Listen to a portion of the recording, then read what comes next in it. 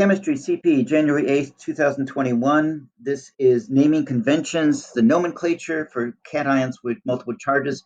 Really, this is sort of part 2 of today's excellent teaching by my part. Which elements have multiple charges? Most elements do, particularly the ones in the middle region of the periodic tables.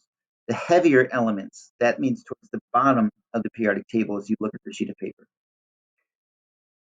You figure out what the charge is. Is it +1? Is it +2? Is it +3? Is it +4? Oh my goodness, how do we tell? Well, if it's written out, you'll read the Roman numerals. But if it's not written out, you figure it out by looking at the anion. That is the negative last half of the molecule. The first half or first part is the cation, the positively charged metal.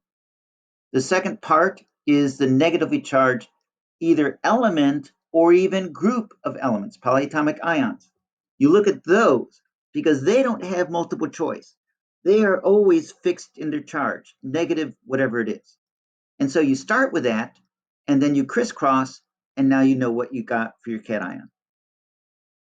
A couple examples. Here we have iron and 3 chlorines, or iron and 2 chlorines. How do we know what the iron is? You might be able to recognize the crisscross already and know that since chlorine is always -1, the first iron must be a +3, and the second iron on the right must be a +2. All right, we did this PowerPoint in our last class, so I'm going to try to blast through this very quickly. CO is cobalt. Cr2O7 is a polyatomic anion. You need to go look at reference sheets and find Cr2O7. My claim is on the list of common ions, for example, on the right half of the page, the table labeled polyatomic anions, near the bottom of the table, bottom third or so, it lists Cr2O7 and names it as dichromate with the information that its electrical charge is always going to be a 2-. So now do your crisscross. If Cr2O7 is always a 2-, and I only have one of them, and cobalt could be a +1 or 2 or 3 or 4, I don't know, but it has to cancel the 2- from the dichromate, why then the cobalt must be a 2+ charge. See how that makes wonderful logical sense? Of course you do. Next example. Copper can be a 1+ or it could be a 2+.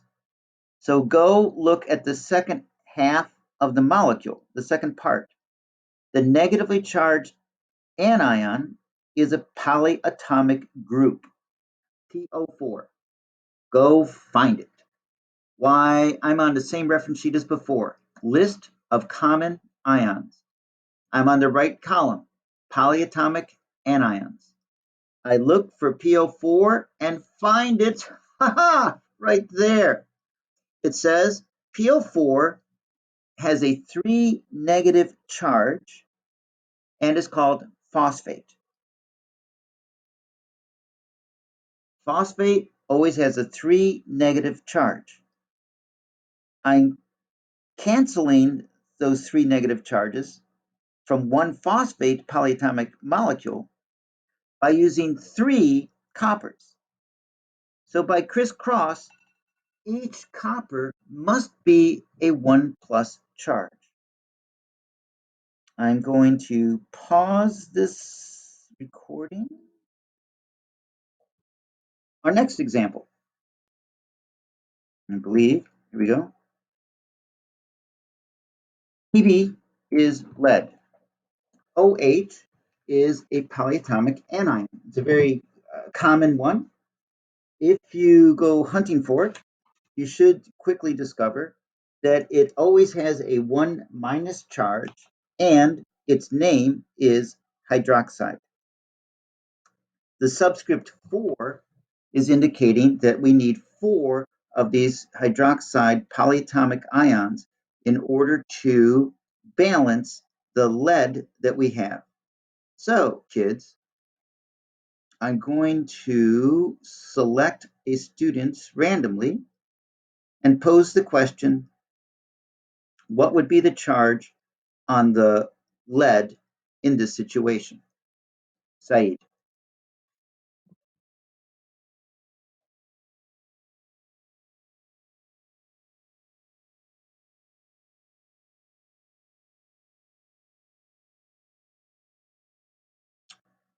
Jessica, do you agree?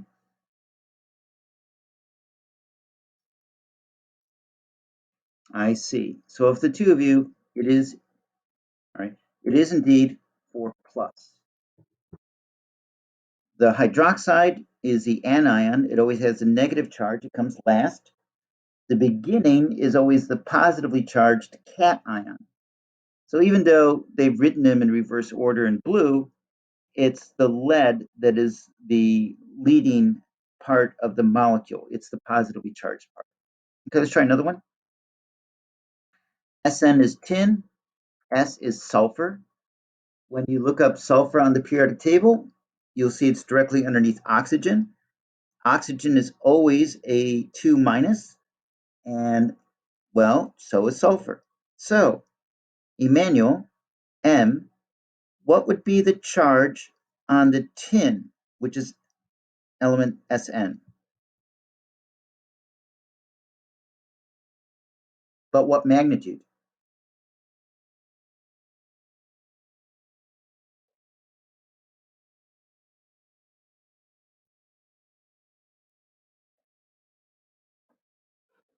Yikes. Hannah, you're going to have to step in then.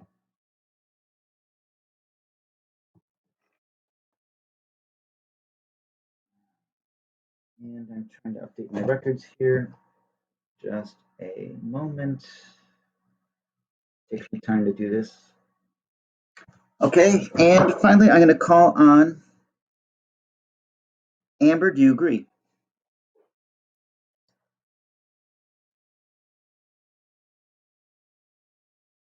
As well, I suppose. And there you have it. It is indeed a 4 plus charge to balance the two sulfurs, where each of the two sulfurs is a 2 minus charge. Here was the punchline from our previous class. When we're talking about positively charged cations that have possibly different charges, like 1 plus or 2 plus, we use Roman numerals to write which one it ended up being. I don't think we're ever going to go above 4 in real life. But the Roman numeral 1 is for a 1 plus charge. Roman numeral 4 is for a 4 plus charge. Iron with a 3 plus charge would be written iron Roman numeral 3. Iron with a 2 plus charge would be written iron Roman numeral 2. Name this molecule. Skyly.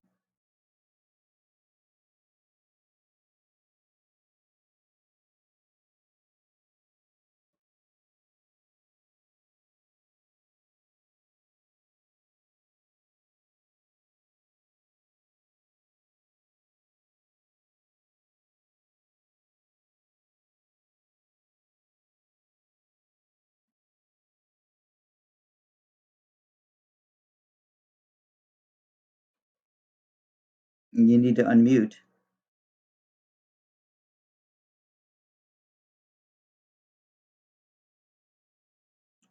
Ah, all right. Well, you need to get.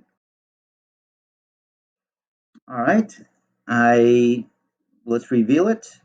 And indeed, it is nickel 3 chloride. That is correct. Chlorine is always a 1 minus charge. In fact, I think there's something I can do here with my mouse if I bother doing something. Highlight clicks. Nope. I don't know what this button does. Anyways, ooh, I could write on this. This is always a 1 minus charge. Wow, I should use this feature from now on, huh? Okay, the next example is cobalt.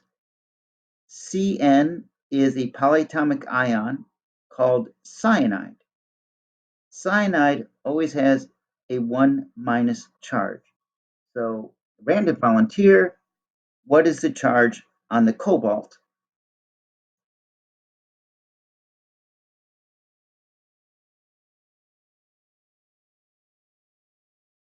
Emily, all right.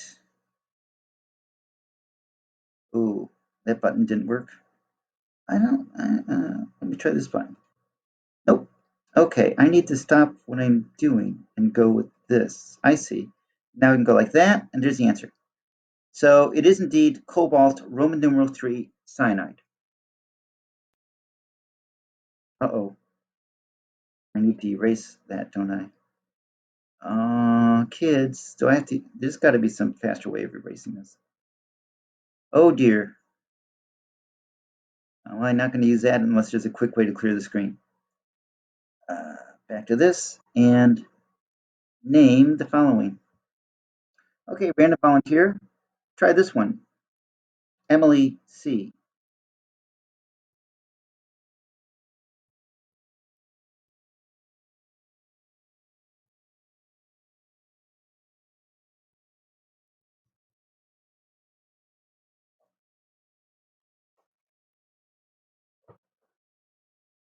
Well, to successfully do this, you have to go find what CO3 is called on one of these lists. And I'm trying to confirm what you have. So CO3, okay, I found it. And now I'm going to ask Esther, do you agree?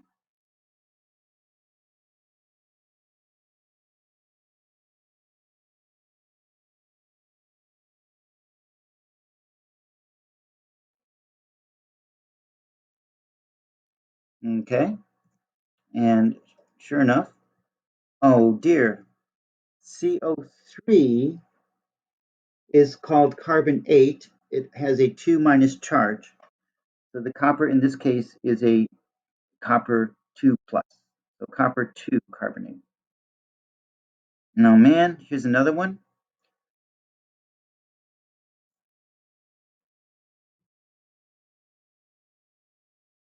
All right, that is correct. Chromium 3 hydroxide.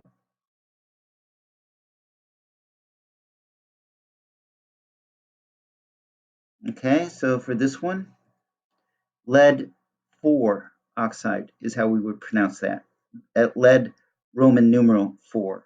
It's like when they announce the Super Bowl games and they say this is Super Bowl game 50 whatever.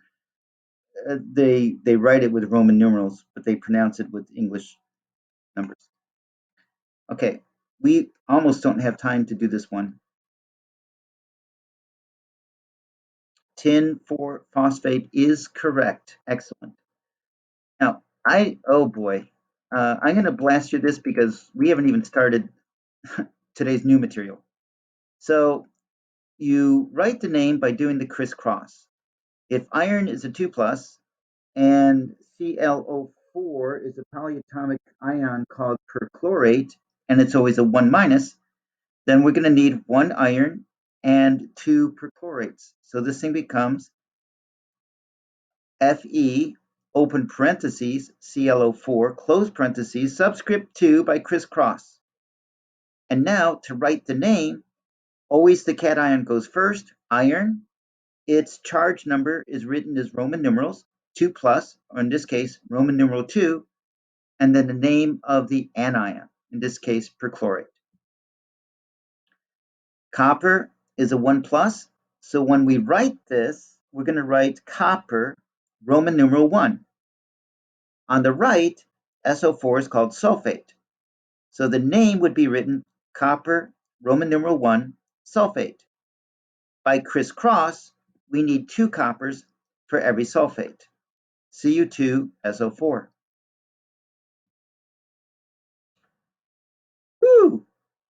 SN is tin.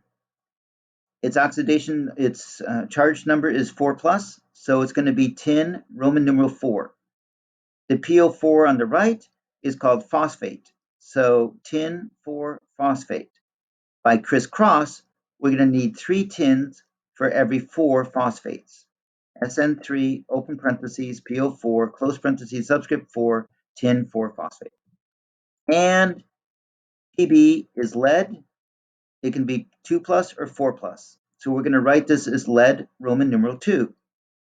MnO4 is called permanganate. And it's always a 1 minus charge. So lead Roman numeral 2 permanganate is how you write the name. By crisscross, PB open parentheses MnO4 close parentheses subscript 2 would be the permanganate. All right. Finally, I'm going to start the second PowerPoint. But first, I need to stop